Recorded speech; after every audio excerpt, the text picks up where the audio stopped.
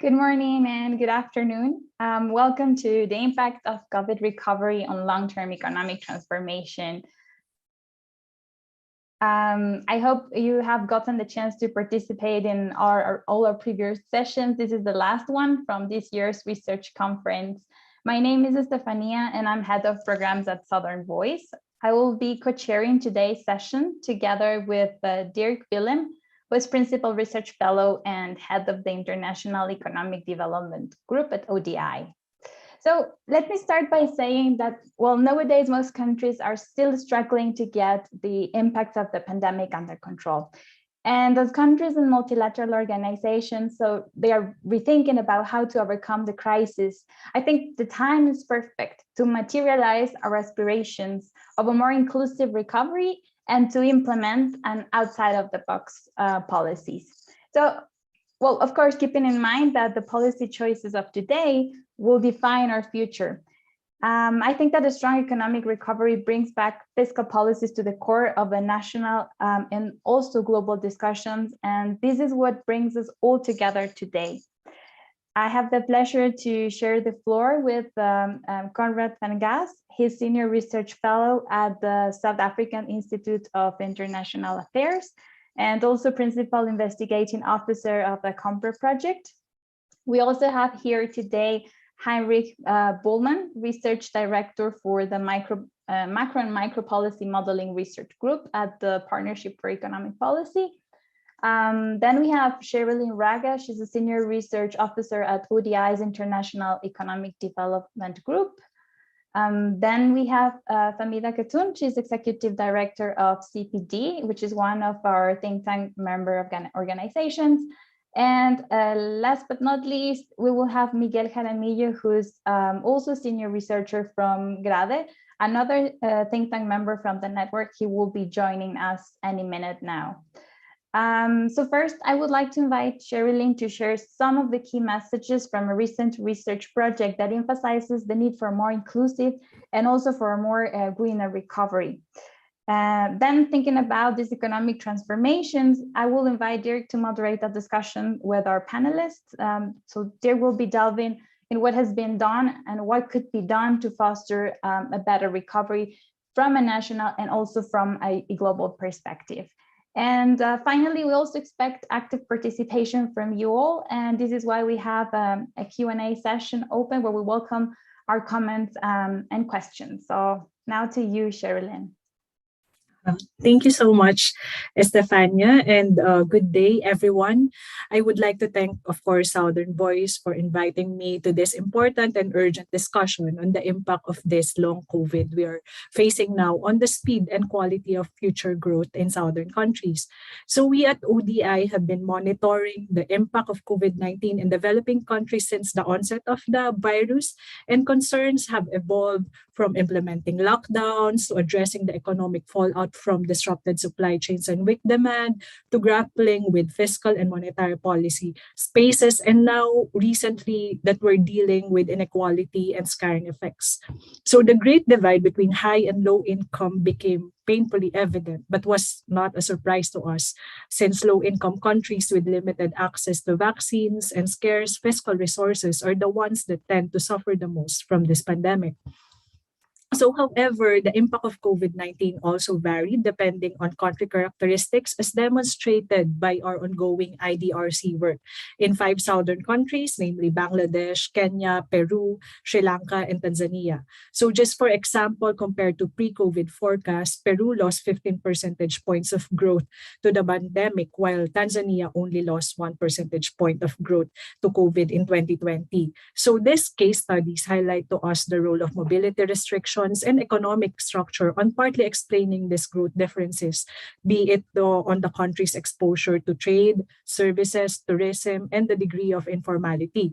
We witnessed some upside surprises though, including the increased global demand for Kenya's tea and Tanzania's gold exports, and we've seen counter-cyclical role of remittances in Bangladesh. So on the downside, of course, we saw an increasing share of the new poor segment and some reversal of structural transformation transformation, like in Bangladesh. And across all countries, there are disproportionate impacts on women and youth. So all this will have an effect on the trajectory of future growth in southern countries. But aside from these impacts, I also wanted to highlight three main issues around macro policy responses to COVID in southern countries, since these policies will have a critical role to play in steering back these countries to their economic transformation path. So first, what we observe, of course, and this might be true not only in these five southern countries, but in other countries that have low income in terms of income.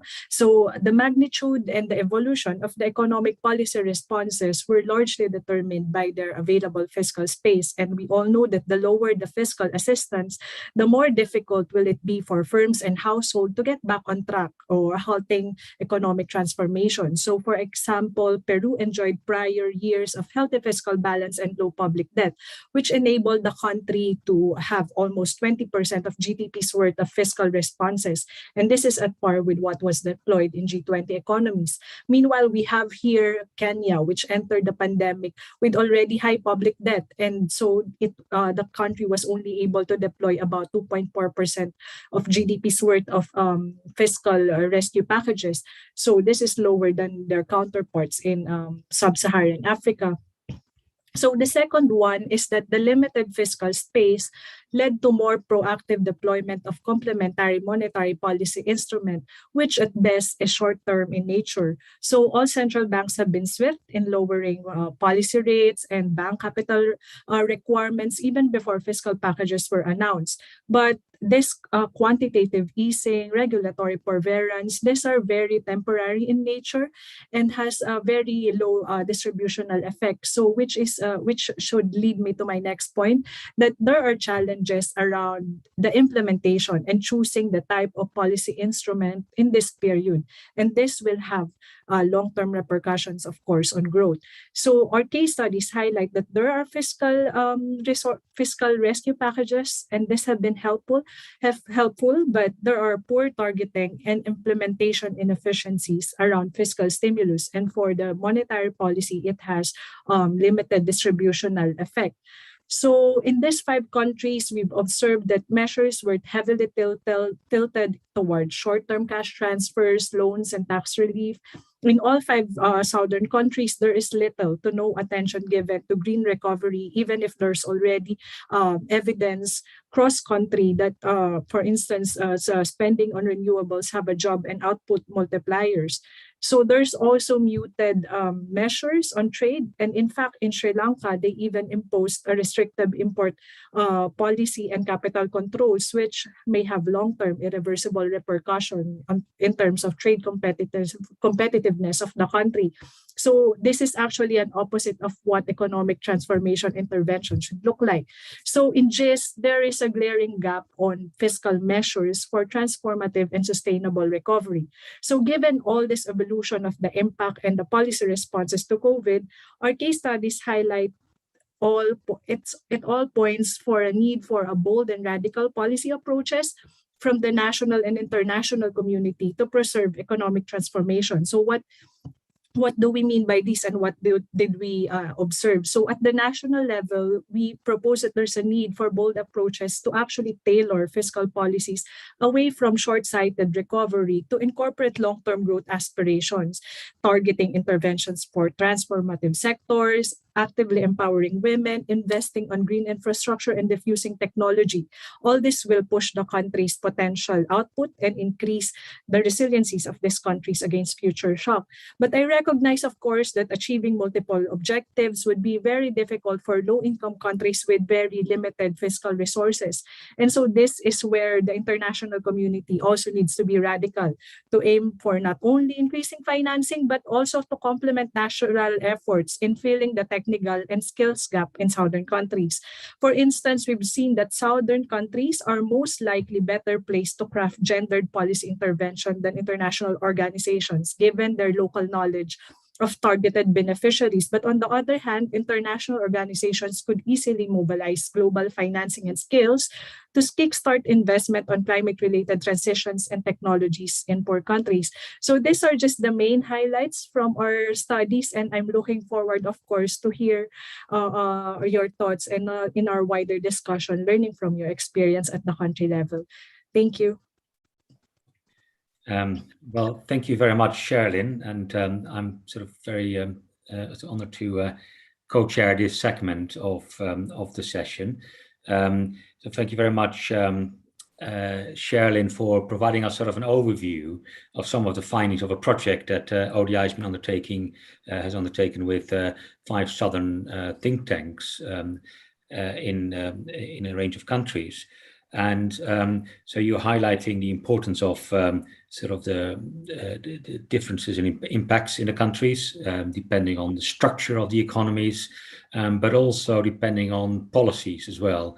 And that policies do play a critical role, but also highlighting that many of the policies have been focused on the short term, perhaps understandably given the pressures, but of course, we'd like to sort of think through how the short-term focus can shift to a longer-term focus on sort of a transformation path that is more productive, more transformative, and importantly, more inclusive and greener as well. And you highlighted the need to be more radical. So it will be really interesting now to sort of open it up to the wider panel and to discuss some of these issues around what recovery are we seeing in the countries that we've been studying.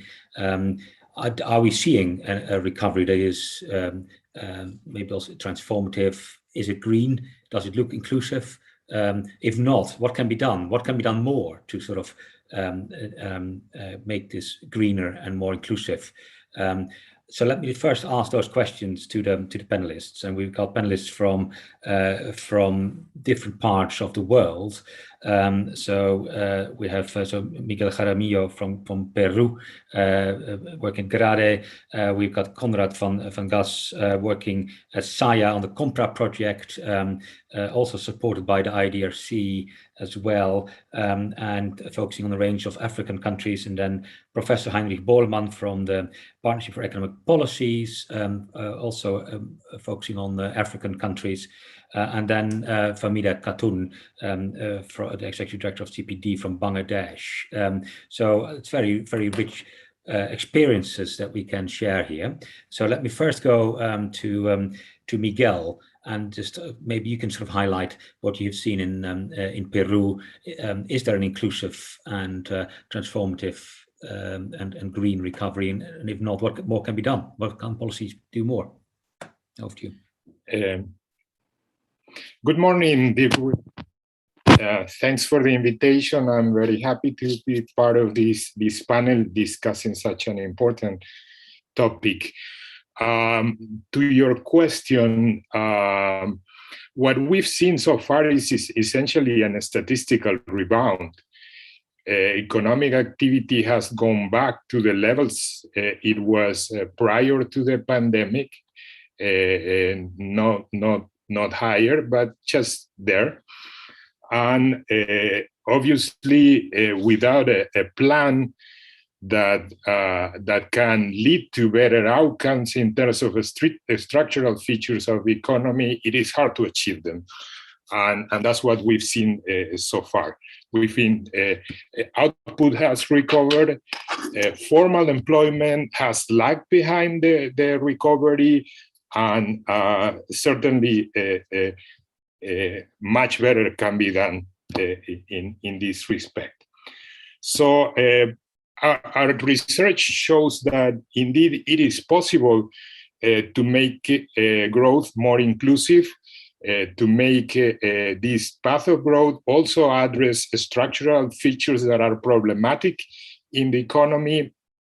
And you can achieve that if you go beyond just the Keynesian approach of putting more resources into the economy. The way you deploy public resources in the economy is key to these results. And that's what we have tried to highlight in our research. So I would like to leave three main points that come out of this look at how one can deploy public resources for a recovery that is green, that is more inclusive. First of all, as I said, the mix of public investment matters. If you only focus on public investment, there you can find a range of employment effects, whether you want to prioritize some sectors vis-a-vis other sectors. And obviously, this has an impact on the gender balance of the employment generated. So that's one point. But public investment is only a small part of what should be a package that wants to be green, that wants to be inclusive.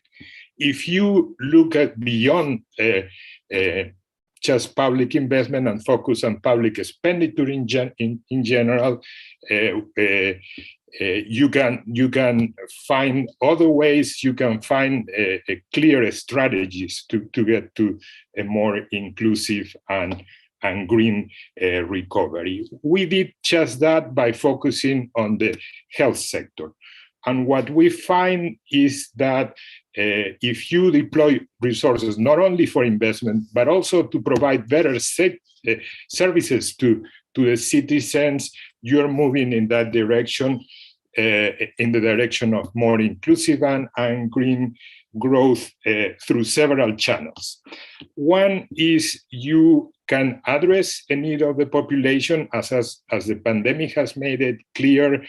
Health services need to be upgraded in Peru, and you can focus on that.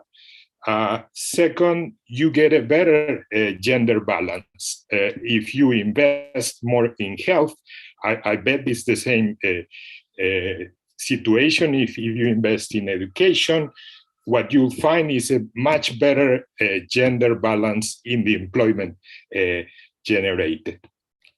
So I'll leave this. I'll leave you with these points, and I look forward to the discussion. Thanks. There's one quick question: is that sort of Peru has been the most affected, or one of the most affected by COVID, and presumably one of the countries that is going to grow fastest, maybe out of it. Do you see that? But why has it been affected so much?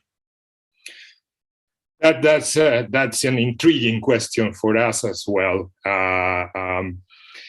Indeed, Peru showed a remarkable performance prior to the pandemic as far as economic growth, but you still had very problematic features in the economy. High informality and poor public services, I think, are key to explain why we did so poorly in the pandemic. We have yet to arrive at an empirically tested model of what were the factors, but what we found in our research is that when you take a cross-section of the countries of the world and we measure different determinants of the pandemic, poor management comes out as very strong in Peru.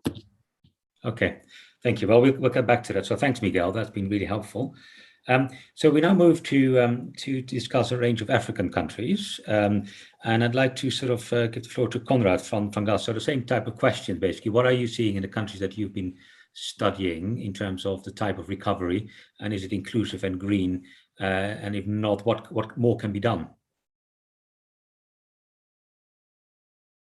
You're on mute, and it's 5 minutes, please.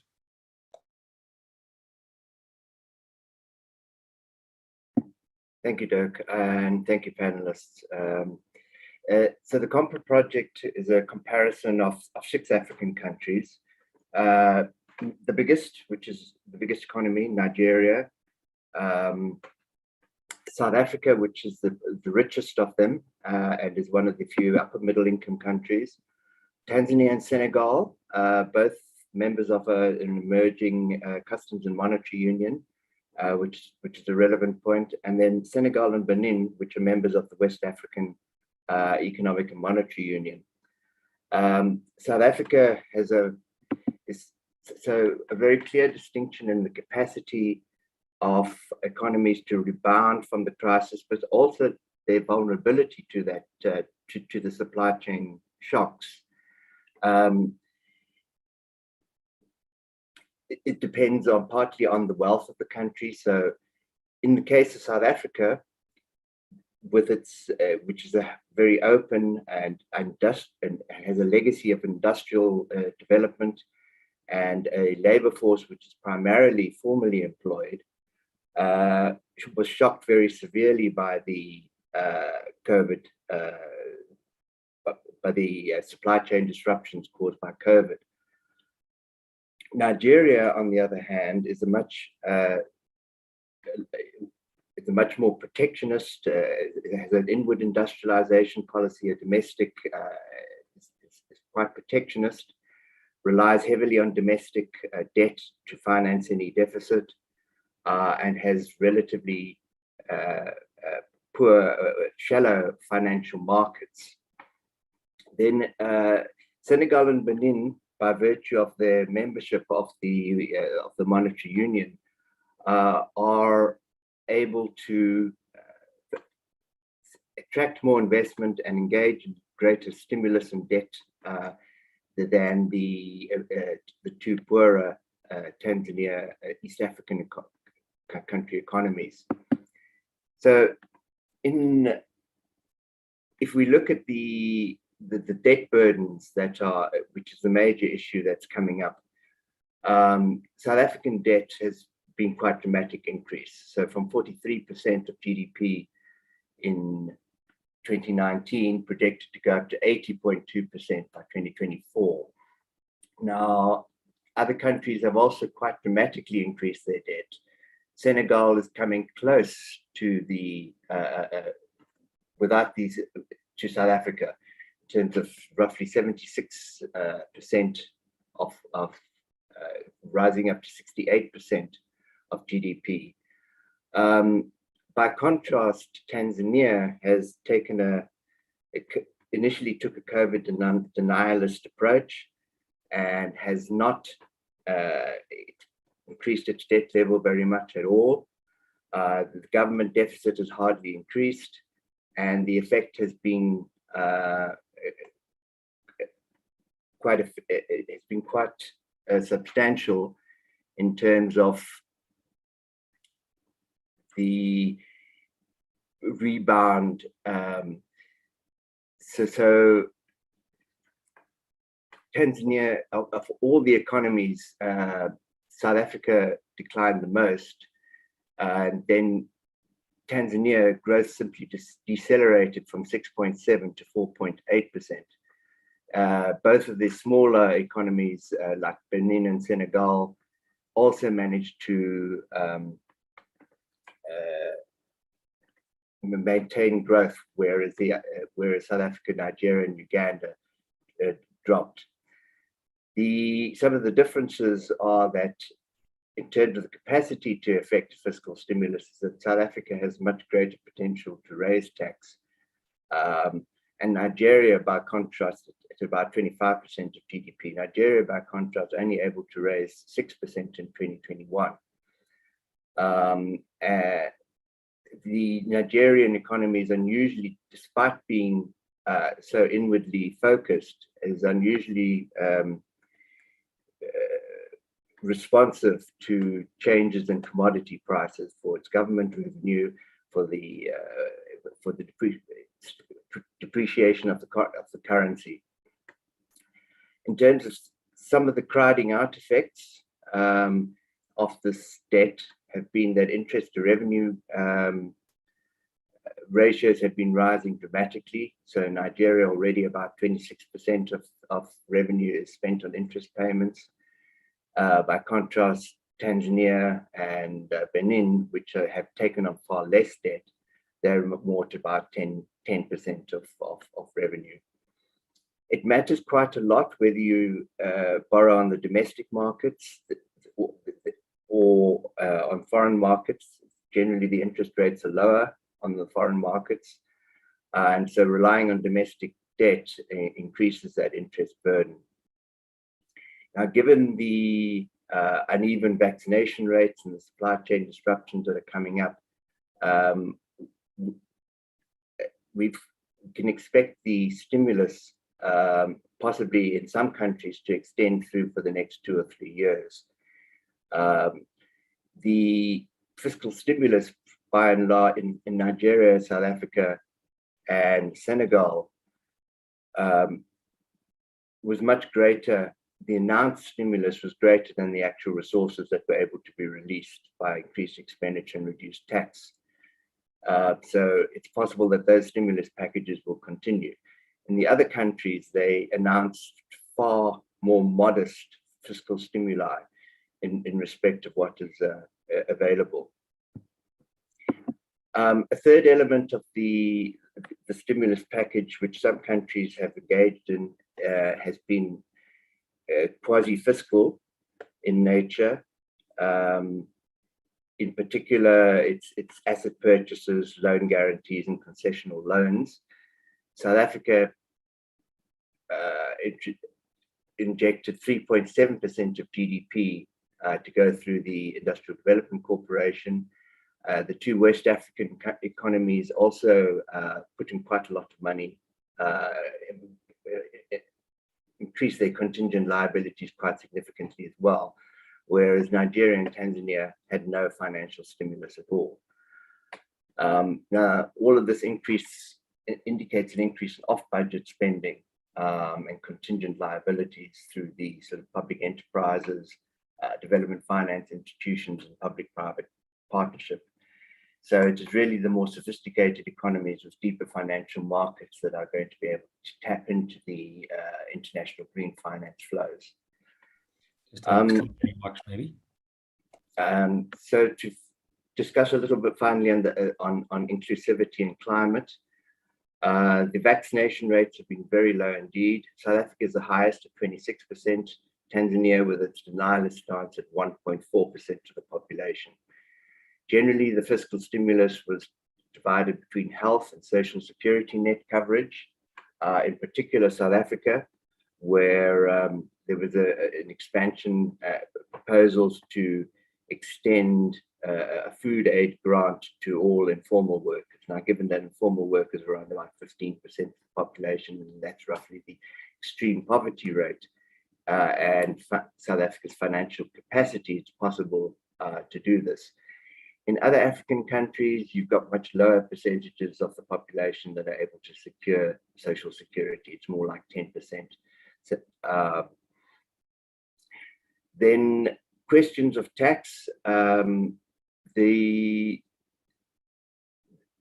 a question about whether the minimum corporate tax deal and the base erosion and profit sharing will benefit African countries, but I'll maybe discuss that a bit later. And then many countries did link their financial stimulus to the stimulation of micro enterprises. It's not entirely clear as to how that's going to transpire. In terms of climate friendliness, the same results as from the ODI study. That there's been very little attention. Most of the interventions have been climate neutral. South Africa deferred its carbon tax. Uganda introduced a new industrial estate, which are climate negative. But Nigeria has made commitments to redirect its fossil fuel subsidies. And generally what's left is that the nationally determined contributions need to be translated into national development plans. And there are various possibilities there. Thank you, I'll leave it at that. Thank you very much, Conrad. You had a lot of countries to cover, a lot of information there, and I think lots of issues for us to take away sort of on the degree of openness in a country is really important. Thinking really about the capacity to tax and to raise tax revenue is important.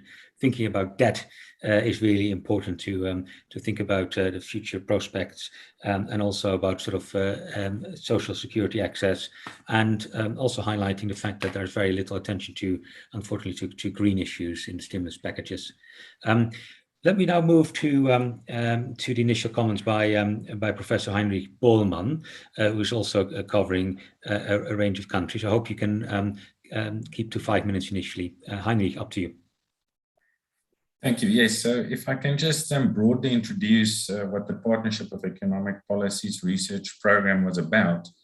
There were 11 countries covered in this study, although in my unit taking a slightly more macro look at some of the policy ideas, that was restricted to 4 countries, 3 African countries, Nigeria, Zimbabwe, and Kenya, and then as well Pakistan. Although the Pakistan study was somewhat hampered by data limitations, especially when we tried to look at a more gendered approach to some of the policies we tested.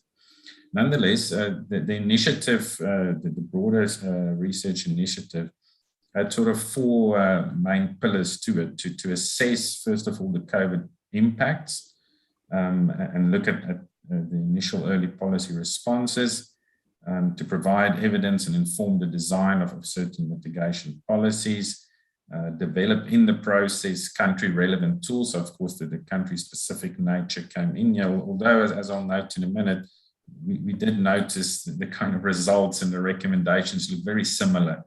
And I think to some extent, the Conrad studies reflect that as well to some extent.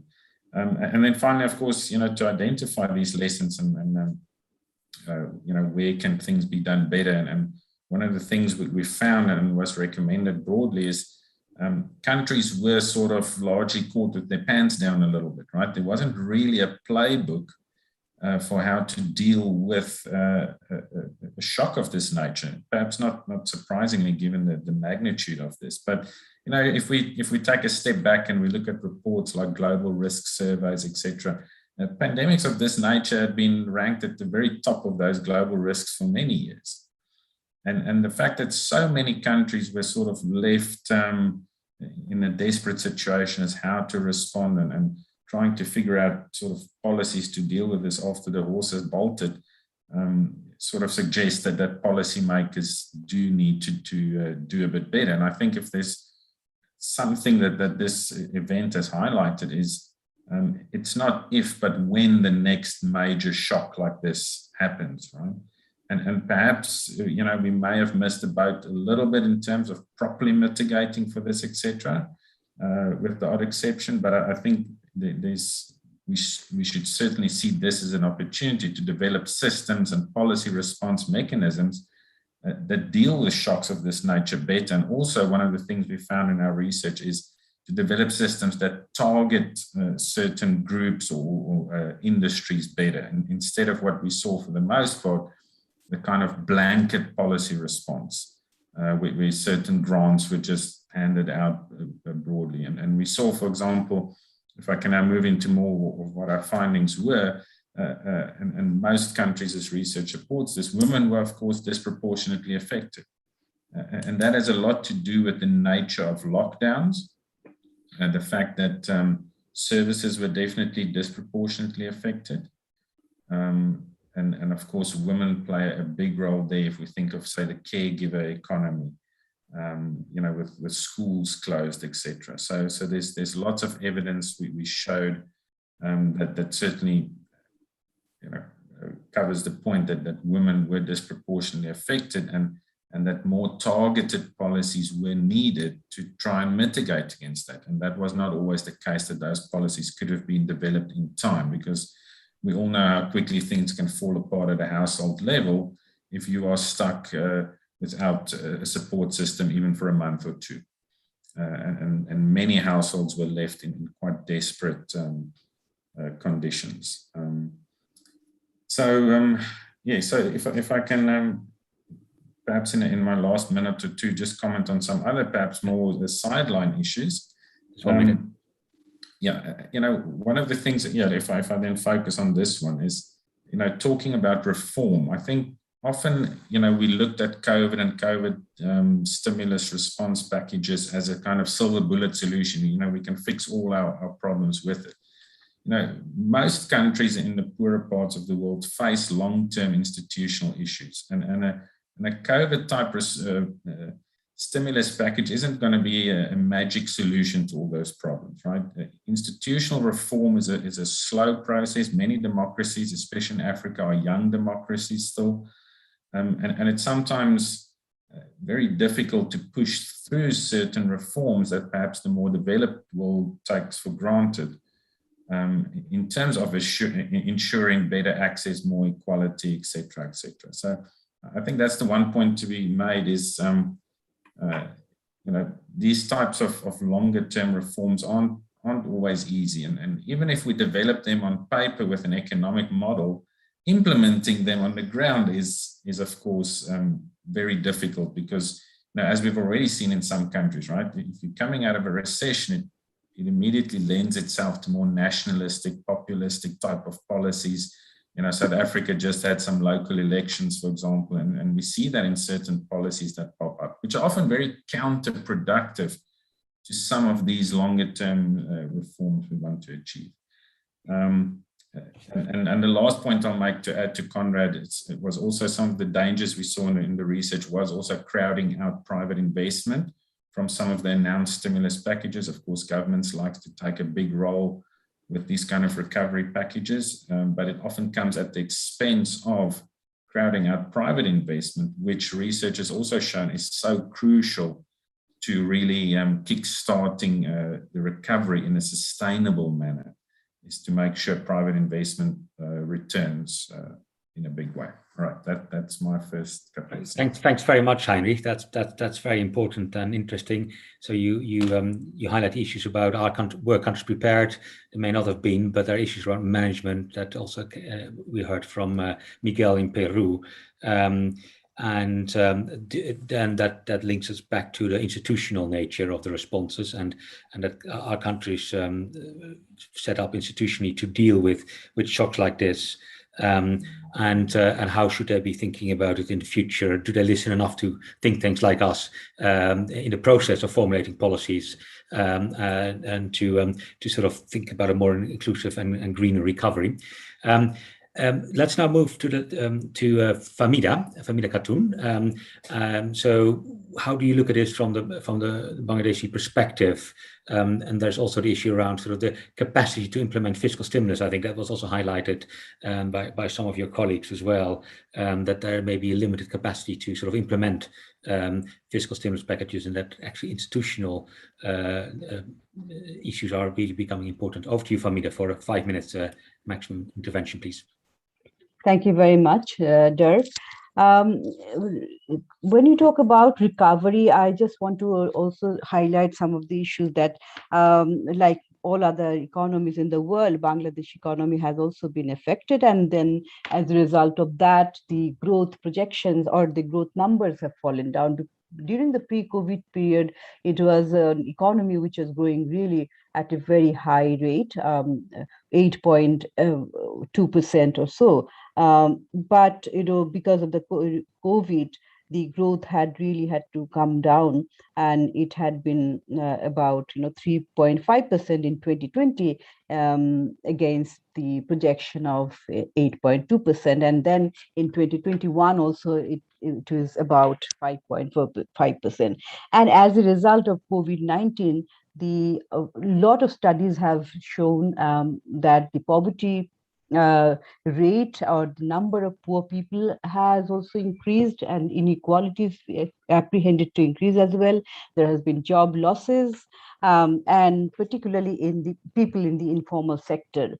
Now, when you talk about recovery, I should also remind ourselves that we are still into COVID-19, and Bangladesh is one of those countries where the vaccination is rather slow compared to the developed countries. So, and since COVID-19 is still an uncertain, disease and beyond our control, so there has to be focus on a number of areas.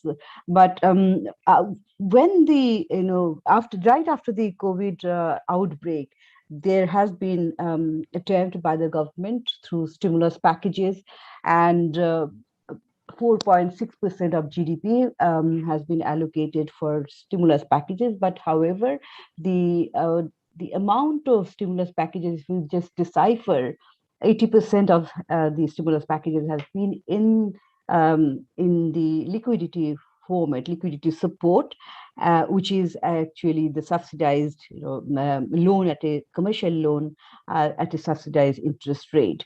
And the rest is, a stimulus, direct cash support or so. So when we talk about stimulus packages or liquidity support, the bigger, larger businesses, they could utilize this support, but the smaller businesses, cottage, micro, small enterprises, they couldn't utilize that. They couldn't take advantage of that because of many institutional and structural bottlenecks, because of the nature of the type of business entities. Many of them are informal in nature, so they couldn't use, and their demand is still unmet. And also, particularly the women entrepreneurs, they were most neglected. In general, if you look at the stimulus packages, it is not designed specifically looking at women entrepreneurs. So that's why there has been traditionally difficulties in accessing finance by women entrepreneurs, and during COVID-19 it has been even more difficult because of their very small nature of the business. As I have mentioned, that many of them operate in an informal manner. They don't have trade licenses, tax identification number. So even after the stimulus packages or liquidity support from the banks, they couldn't go to bank to have access to the loan because they need documentation. And also for loans, banks ask for mortgages or collateral. So all these issues have been standing in the way in accessing finance. So and also lack of information. We did a study, rapid survey of women entrepreneurs, and then we found that not only that these are the bottlenecks, but many of them also were unaware of such facilities. Now, while recovering, 3 or 4 issues I would like to emphasize. One is, of course, that still the health infrastructure that needs to be looked into, because during COVID pandemic also we see that the whole weaknesses of the health system has become more prominent. That's why we have to focus on a health infrastructure which is robust, which is inclusive, which is affordable, and that requires more investment. The other issue you are focusing on mostly green recovery, but for green recovery also I feel that 3 things are required. One is technology, second is finance, and third is capacity building. Now, when you talk about green technology, green recovery, then if we have to reduce carbon emission or greenhouse gas emission, or go for less polluted industrialization, so technology is is one of the most important solutions. But then for that you need finance. Huge amount of finance is required. For finance, government cannot be the only source. The private sector has to come forward, and also the multilateral development banks. While in the second section, second round, I would focus on the institutional international institutions. I'll elaborate more on that finance, green finance. And the third one is that even if you have technology, if you are not able to use that technology, if you don't skill human resources, that technology is not meaningful. So capacity building is very, very important too. So the other issue is that I would also like to focus on that during COVID also, we have seen that some of the social infrastructure has been affected. Social in the sense that social outcome or social implications, which are mostly been imposed on or felt by women. The violence against women and unpaid care work, the burden of unpaid care work that had increased, and also child marriage, because during the lockdown and during the COVID pandemic, when economic activities has shrunk, then many poor families, and the schools were, still the schools are closed. Only a few urban, modern schools, they could impart education through online system, but the poor, in the rural areas, that facility wasn't there. So what has happened that in the poor families, the boys were sent out for, for livelihood opportunities, for earning, for wages, and the girl children, they were married off early. Because parents felt that it is their burden. So this is going to have a serious social implications, because they're going to be mother at an early age, and also the health of both the mother and the children are going to be at risk, and also the learning loss which has happened, that is also going to take a longer time to recover. I think I should stop now. I can come later on. Thank you very much. Thanks, Fahmida. Those are very important and interesting issues as well to highlight. Sort of access to finance, access to stimulus packages, and in particular for smaller companies, but also for women entrepreneurs, really important, and issues around the social infrastructure that you highlighted.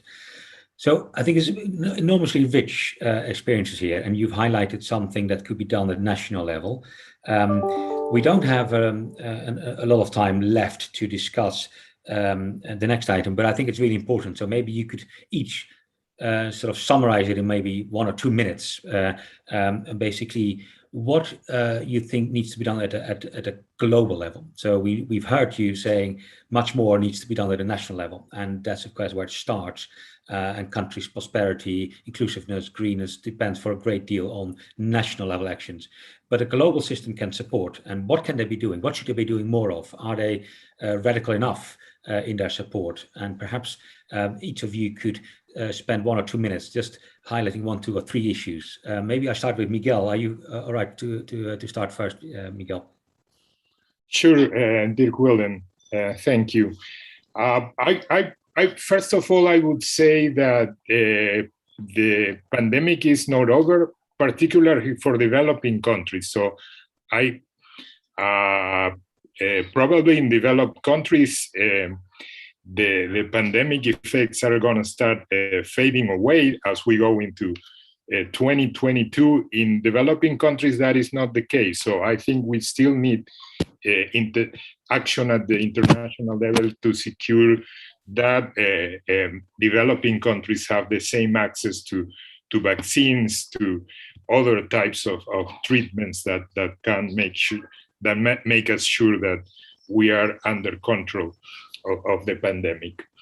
Now, from a middle-income country perspective, such as Peru, I think the most important thing is to secure that trade keeps open, that we either do more efforts to open up more trade, particularly there's large disparities across countries in degrees of openness and how much we've moved forward with, for instance, service sector liberalization. I think there's an agenda there that needs to be addressed at the international level. Particularly focusing in the need for to further flows of technologies, ideas, not just trading goods, but generally investment, technologies, ideas are key in this context. And of course, more collaborative research is strongly needed in these countries, both in the low-income countries and middle-income countries. I think we can all benefit from more collaborative research between developing and developing. Thanks, Miguel. Vaccine availability, trade openness, technology flows, collaborative research. Conrad, over to you for 1 or 2 minutes. You're on mute.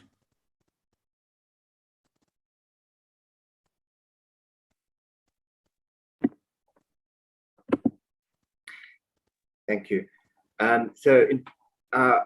What we might expect of global institutions, first one would be to be redirecting the special drawing rights into low and middle income countries. So extension of the debt suspension service initiative for another 1 or 2 years, Then, following the declaration of the financing of African countries, redirect 285 billion of that, half each, to lower and middle income countries.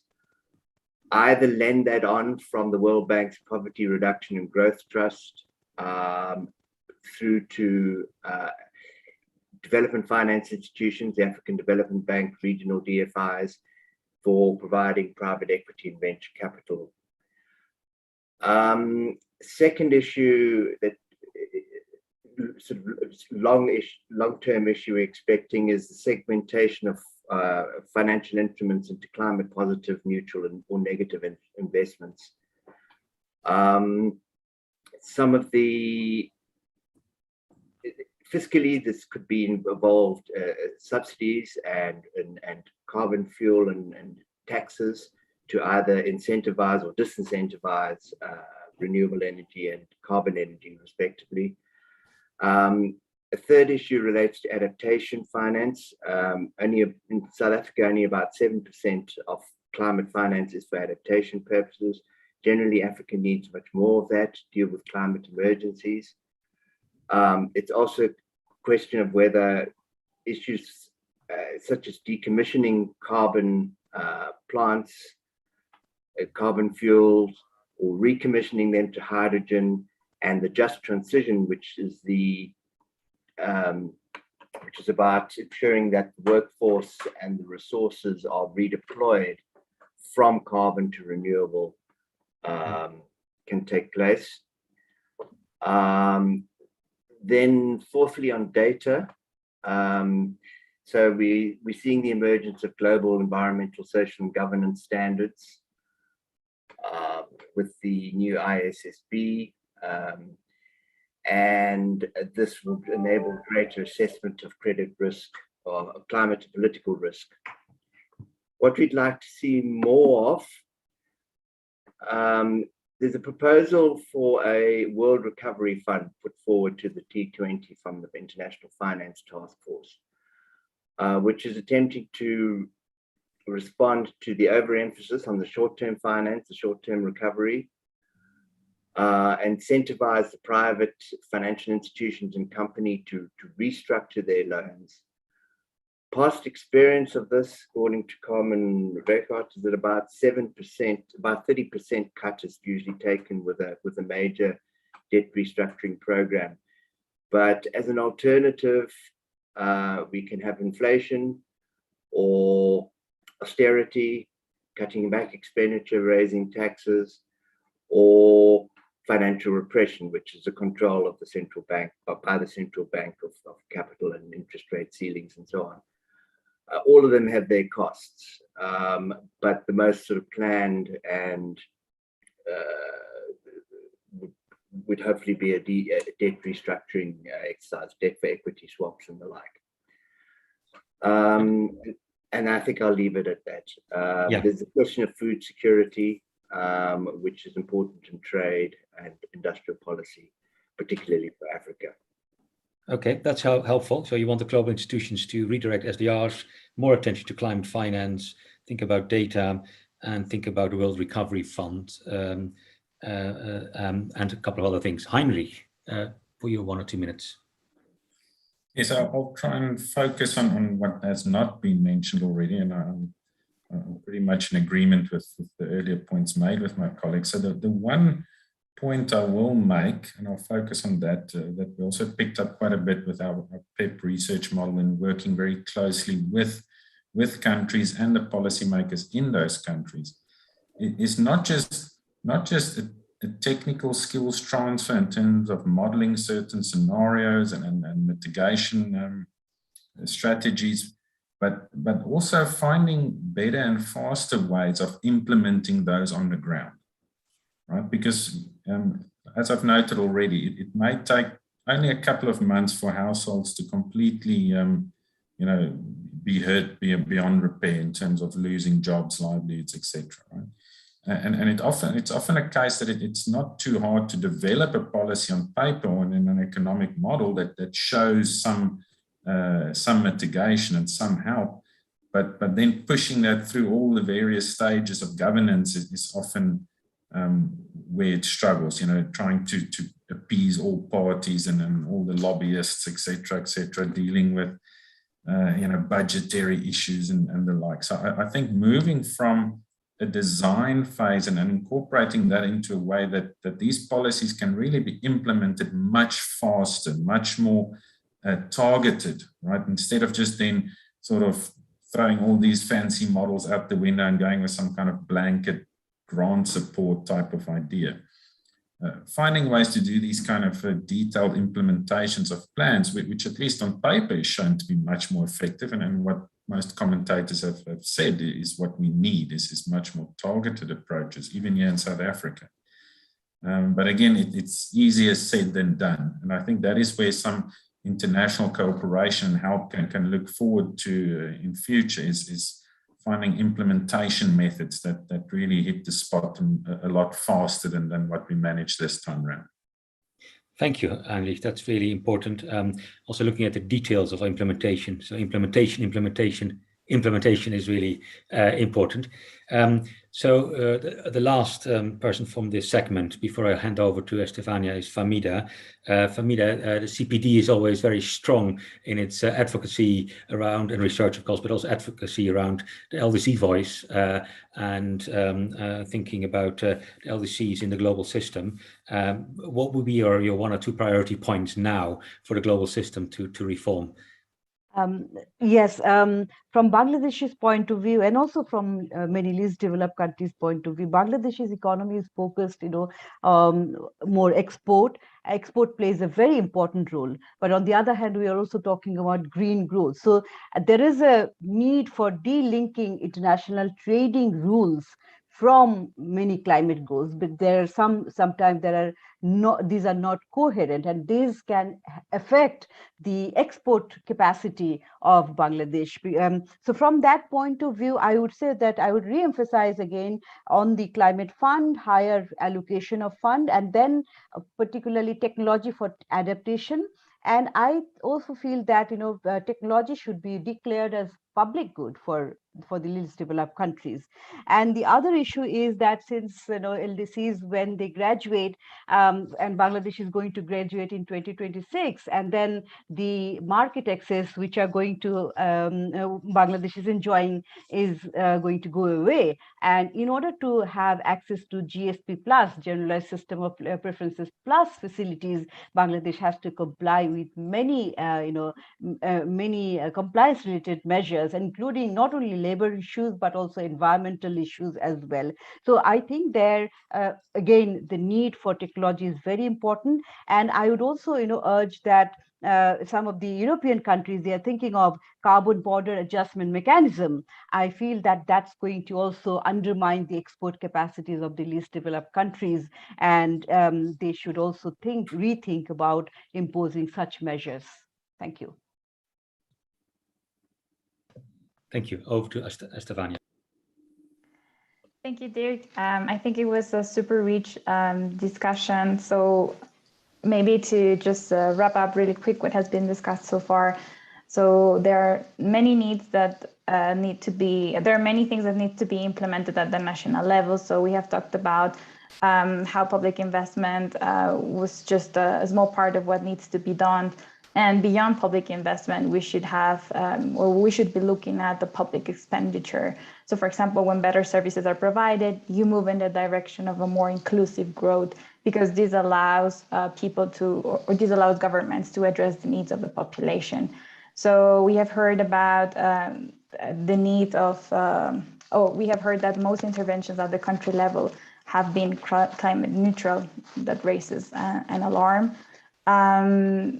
Then we have also at the national level, there is it has been highlighted that many institutional reforms need to be implemented, for example, to secure access to data that will help to implement better responses. Long-term reforms are not always easy. I think that has been highlighted too. And then there is at the international level, I think that some of the key issues that I would like to highlight is that there is a need for vaccine availability. There is also the need for an increase in openness to trade, including service sector liberalization. We've been talked about the extension of the debt service. There is a need for more targeted policies and approaches, and higher allocation of funds for climate and access to technology. So that's just a bit of what has been discussed so far. I hope I managed to touch upon some of the key points that you have raised. I would like to invite right now to the public to ask any questions. And in addition to that, we have one intervention from Shujat that I would like to invite you to provide your comments and views on what has been presented so far. Well, thank you, Estefania, and thanks to all of the panelists for very insightful discussion. STPI did one study last year on when there was a COVID-19 first and second wave on the trade export competitiveness, and we found that there is high productivity loss going on, and there are more non-tariff measures affecting the trade because the borders are closed. So most of the focus and stress was there on the digital integration in terms of documentation, number one. Number two, high stress was there on the sectors which are more affected. For example, textile was more affected, and there was more stress on the localized system, for example, because in Pakistan we have that decentralized policies, and we have that National Command and Control Center monitoring the policy, but local governments were there, and local administration were having their own lockdown policies, which was affecting the industries. So, number one, integration. Number two, digital integration of policy. Number two, integration of documents, and number three, a high focus on the skills in post-pandemic period was stressed by the industrialists, by the business community, and by the key stakeholders and policymakers, because in the post-pandemic period, we have to relocate the structure of our industry, and we have to relocate the working style, as still Pakistan is going through that conventional phase, and labor is mostly the conventional one. So technology incentivization should be the focus, infrastructure should be the focus, and connectivity to the rest of the world should be the easy approach in this period. Thank you very much. Thank you very much. I remind you that there is the Q&A function there, so you can add any questions. We have one for the panelists. So, and it is, how should countries reconcile the temptation for short-term policy responses to mitigate pandemic impacts with the need for long-term economic transformation that moves them towards a greener, inclusive economy? Let's go back in the same order that we had last time. So Miguel, would you like to go first? I'm just going to put the question here too, so you can read it.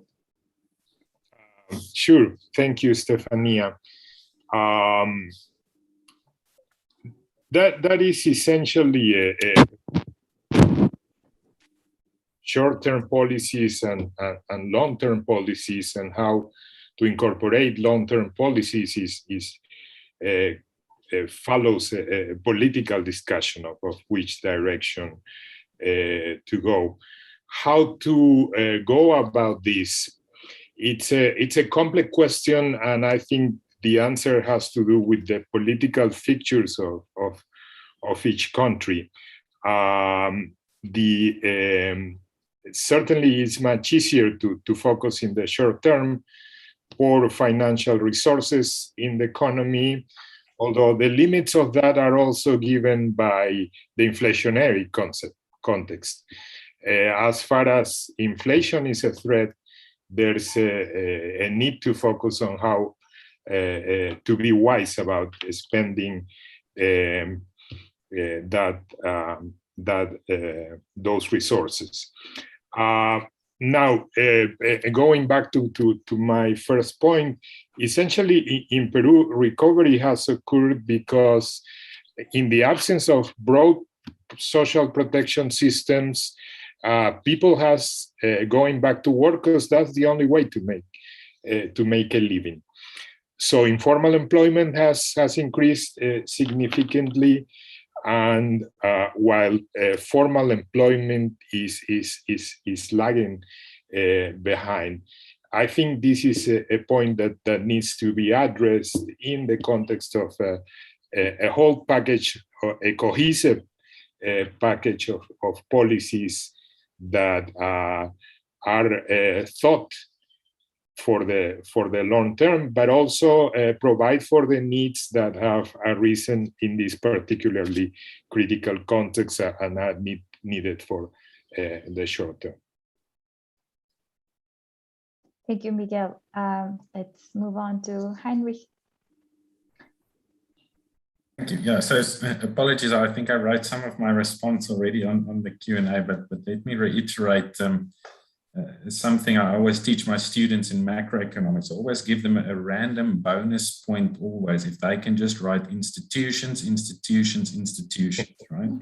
Because we all know in the long term that is so important to just keep the wheels on it and make the current you are swimming in whilst you're trying to tinker with policy, make the chances of success just so much better. And to answer that very difficult question, as Miguel already said, you know, that interaction between politics and economics, etc., that short-term versus long-term thing is, I think, just simply best guarded by making sure you have quality institutions in place, right? That guards those long-term ideals and can't just simply be destroyed or course reversed as a political dispensation just simply changes, right? So those are very important things, and of course, along with that is active citizenship. You know, people need to participate in the democratic process if they're lucky enough to still have a working democracy. We should never take these things for granted. But yeah, look, I'll leave it as simple as that, given the time constraint. It's just it's a long process, especially for countries that are still young democracies, but we know it's certainly worth the fight to fight every day to keep strong institutions in place. If I can just hop back to my own country, South Africa, right? We've just come out of a pretty much for the better part of a decade fighting a state capture project where so many key institutions within our government was captured by rogue elements from the top down. And you know, we've sort of won that battle now, but it's 3 years on, and we are still, you know, getting back from that period where we've, you know, basically lost a decade in terms of growth and development. So, you know, key institutions were eroded, but some good institutions ultimately saved us. And now it's the hard work to repair those broken institutions and make sure we get back on that idea of securing certain long-term goals and ideals that's worth striving for, whilst of course leaving room for the short-term management of the economy and providing that flexibility to effectively respond to something like COVID, right? But I'll reiterate again what I've already said is you know, pretty much the whole world was caught sleeping a bit in terms of not really having a playbook to effectively and quickly deal with this. And I want to emphasize that as my closing point here is we really need to improve the speed and efficiency with responses to these big types of shocks. Households, you know, the people on the ground, who, you know, they don't care about some macroeconomic number, right? They need support, and they basically need it from day two. We can survive one day on our own, right? But on day two, we expect that the taxes we've paid over our lifetime and the systems that were supposed to be in place actually kick in and help us, right? And I will leave it at that. So institutions, that message will really stick to our heads. And I think that it's important to emphasize that what you just mentioned, that these speed and efficiency responses will help us to actually respond better to shocks in the future. So I would like to then move on to Conrad, please. I think from our study of the African responses, fiscal responses, the most useful ones that lead to more inclusive and green recovery in the short term are the redirection of fossil fuel subsidies towards, let's say, recommissioning or transitioning the carbon sector. That's Nigeria. On the spending side, the shift of funds towards widening the social security net, as in South Africa, is probably a good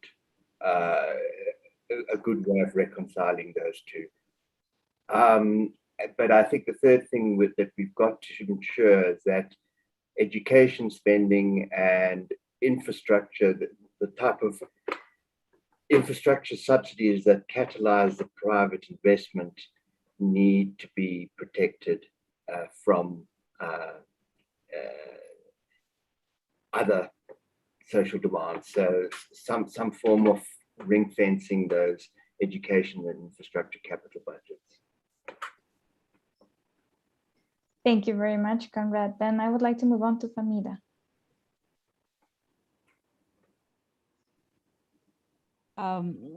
For in case of Bangladesh, I think one important aspect for short-term versus the long-term policy implication is that, of course, given the number of poor people who have to earn their livelihoods, going for green growth, I mean, it wouldn't be their first policy choice because they have to think of their livelihoods. But in terms of the government expenditure, I would say this is the time when you make more investment. We're talking about more investment in various sectors and infrastructure, which is playing an important role for employment generation. So this is the time to think of a greener infrastructure. Of course, Bangladesh's carbon emission is very insignificant, 0.35% of global emission. But again, the country has also committed for NDCs, nationally determined contributions in the energy sector, in the industry sector, transport sector, land and waste management. So, it is going, I think, going forward quite well, but there are issues. I mean, subsidies is an issue, but again, in case of the poor households, you have to think of like, when you talk about the recovery from the COVID, and these people have lost their income and employment. So the government has to make a fine balance between, providing some support to the poor household and also think about rationalizing subsidies in sectors which may be harmful to the green recovery. Thank you. That's particularly relevant in the context of developing countries. I would like to then move on to Sherillyn. I would like to ask you to maybe briefly answer the question, and also I would like to hear your reactions to all the general findings that were exposed, mostly because some of them are clearly resonate with some of yours too. Yes, thanks for all those. I agree with all the points that you've raised, especially on the missing part on climate financing and also targeted on gender. But I think we've heard like Heinrich highlighting institutions, and then the others are highlighting, of course, the climate financing and global role. I wanted to highlight targeting of measures. So targeting to those with highest multipliers, because I think this is one way that we can achieve multiple objectives of short and long-term growth aspirations. So for instance, like from the fiscal multiplier literature, we know that public investment has higher output and growth impact than public consumption. So within the public investment, we also know that, for instance, infrastructure has a higher multiplier effect. And if we even target it more to like infrastructure on health and education sector, then we will see like more multiplier effect than usual. And even if we look at the economic transformation literature, of course, we all know that manufacturing can have a more quality impact on growth. But if we can look further and target, for instance, garment sector, then it can employ more women. And then employing more women will create more human capital in the long run. So you can, and of course, women, if you help women, there's also like a higher short-term increase in demand. So we can see that by targeting it, we will not be constrained by long, short term, but there's a possibility to achieve this. And this is just at the national level. Imagine what can we further do if we have global financing and we target those financing to these priorities. I think it's possible. It's just we have to be proactive in making this happen. Yeah, thank you. Yeah, that's it's a very good point, Sherillyn. We really need to be looking at the multiplier effect of the policies that we've been implementing. And finally, I would just like to invite to Shujat, in case you would like to also answer this question. Well, as far as Pakistan is concerned, in short term, first thing first, we again moving to more from more documentation to less documentation will be key to move commodities from one part of the border to another part of the border. In the long term, yes, it will have an impact because more institutions will be involved. Institutions need to simplify things. Institutions need to coordinate. Institutions need to have more simplified approach. But as far as greener and inclusive economy is concerned, there in Pakistan, we still are looking for those structural changes that because there is need to have a change in approach towards work. There is need to change in approach towards access to infrastructure, in access to finance, access to capital, both physical and human capital. So these things, if approached in the right direction and in the right way, can lead towards the long-term solution while dealing with the pandemic and going towards the economic recovery. Thank you, Shujat. Maybe just since we just have 10 minutes left, I would like to, and we don't have any additional questions, I think, no. So I would like to go on a quick flash round of a final question for you all.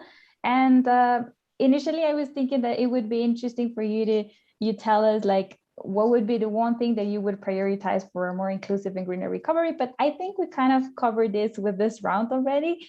So I would like to move on that question towards looking into more the international level. So what would be the one thing that you would prioritize at the international level? What would you like to see more from multilateral institutions, if it should only be this one thing? So let's go now in the same order. So Sherillyn, we go backwards.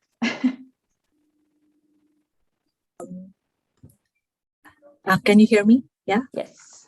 Yeah. So I think for me, if there's just one thing that I would like the global international institutions to be active about, it is about the green recovery.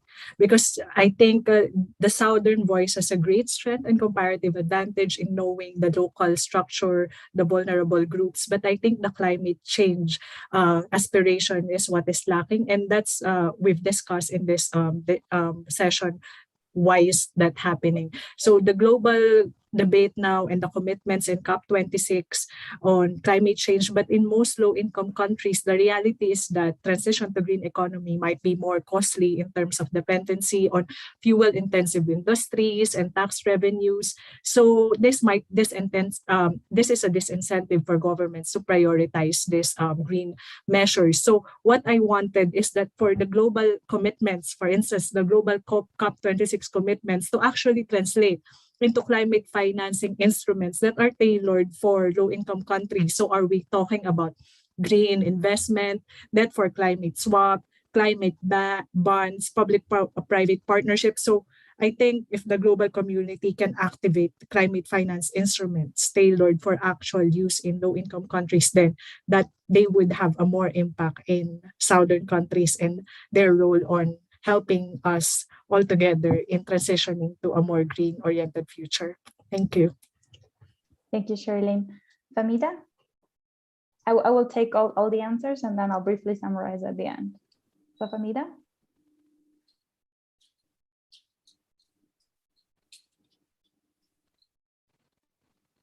I think well, let's move, I'll leave Fahmida for the end. Let's move then to Conrad, please.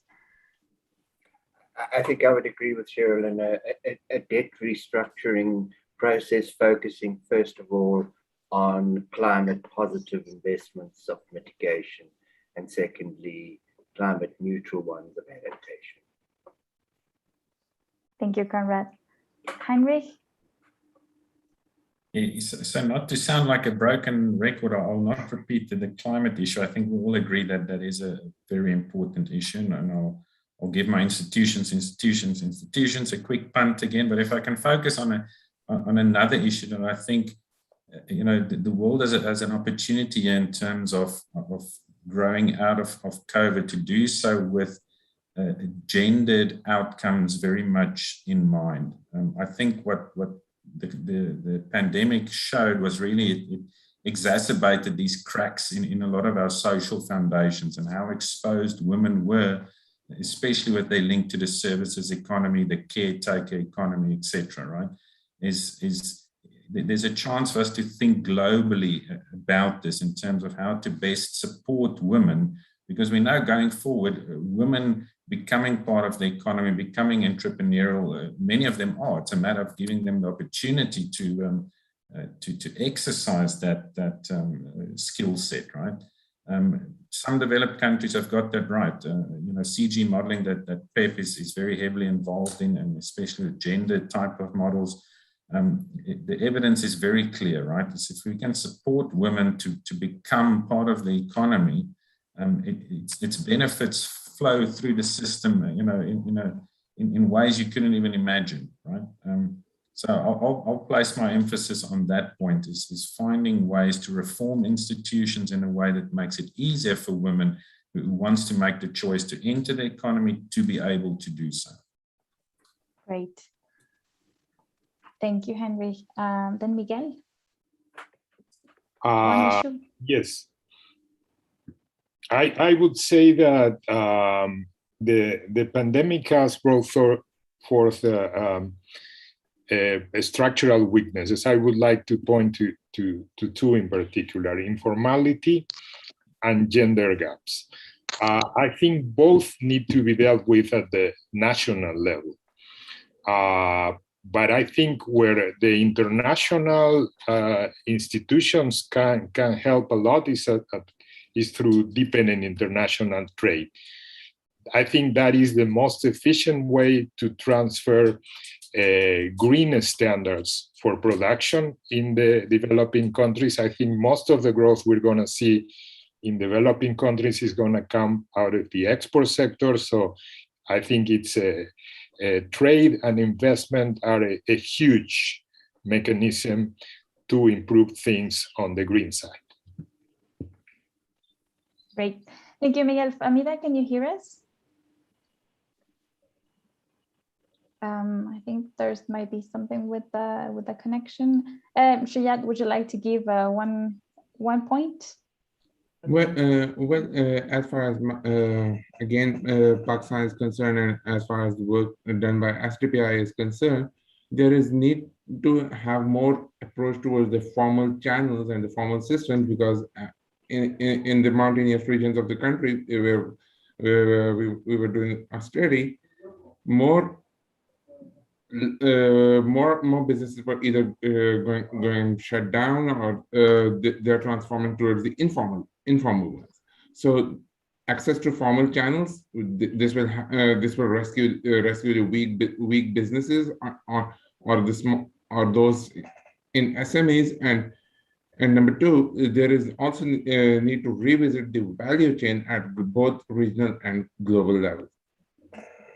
That's from my side. Great. So thank you very much. I think we will agree that there is a need for prioritization, of green commitments and climate finance instruments. There's a need also for climate positive investments. There is also a claim for a reform in the institutions that support women to become a more inclusive part of the economy. Then we also have this point on the approach to formal channels and formal systems for SMEs, and a revisit of how the global value chain system is working. So I think that's a good summary of our expectations at the international level. And then I would like to just move on for the final 3 minutes to move back to Dirk. So you want to give some last words? Well, thank you very much, Estefania. I think you've highlighted all. Is basically, I think we've got a call for action here. We have got multiple calls for actions, and we know as Southern think tanks or think tanks involved in Southern countries that that domestic policies are absolutely key and crucial. And we've discussed short-term to long-term. We've discussed gendered impacts that we need to highlight. We need to think more about climate issues.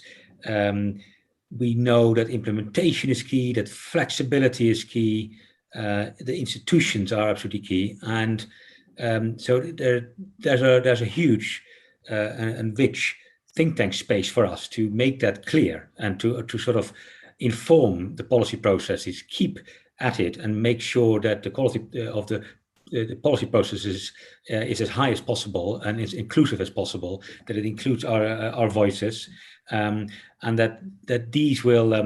So this is a call for action for us, and it's also a call for action then to the governments to be inclusive in their policy making and to think about it. And in good spirit of the Southern Voice, I think you all have highlighted also the core elements of a global call for action. And there is a call for action by others, but it is also a call for action to us to highlight these issues. So vaccine availability, right? That we need to keep banging that drum because it is still highly unequal, and the pandemic is not over, as Miguel said, and it's also not over in Germany, by the way, where it's also getting worse. It is not over yet, but the poorest countries are likely to bear the brunt from it. That's one. Trade openness. Keep these trade flowing. It's a part of the solution of the problem, not the problem itself necessarily. And we've heard some calls from Fahmida, from Miguel around this, and from others as well. And of course, technology flows and climate finance remains important. So our engagement in COP at the moment, engagement throughout, the implementation of COP, are we going to reach the 100 billion? Actually, what is in the 100 billion? Is the definition clear? But we need to sort of keep banging a drum on that as well. And flexibility of the institutional system is important. There are structural weaknesses that have been highlighted in the system, both at country level, but also global system. And so these are the elements of a global call for action from the Southern Voice perspective. And I think that's something that we need to sort of take forward in the coming year, absolutely. So I'd like to thank sort of all the panelists for their wonderful contributions and really informative contributions based on their projects at either country level or multi-country levels. And of course, I also like to thank the IDRC for supporting much of this work, and that helps the Southern think tanks to sort of engage at country level and now also at global levels, and it's so important. And of course, thank you to the Southern Voice for organizing this final session, and Estefania, also thank you, and for Southern Voice for including me. Honored to be part of here. So thank you very much for this seminar. Thank you so much, participants, also for listening in, for providing your comments. Let this be the start of a good year of action. Thank you. Thank you all. Thank you all. Have a good day. Part of Bye-bye.